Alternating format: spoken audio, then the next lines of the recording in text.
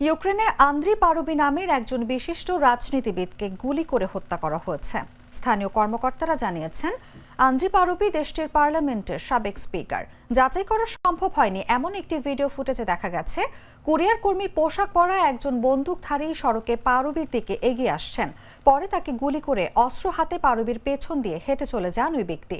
ইউক্রেনের president Volodymyr Zelensky শনিবারের এই হামলাকে ভয়াবহ হত্যাকাণ্ড হিসেবে বর্ণনা করেছেন এবং পারুবির পরিবারের প্রতি সমবেদনা জানিয়েছেন। ৫৪ বছর বয়সী পারুবি ইউক্রেনের ইউরো ময়দান গণবিক্ষোভের সময় খ্যাতি অর্জন করেন।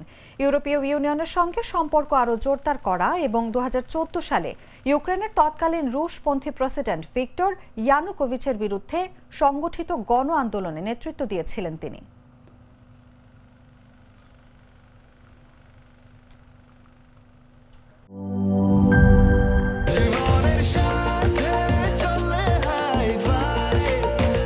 স্বাস্থ্যকর অল টাইম ফ্যামিলি কেক, সব সময় অল টাইম হেলদি লাইফ।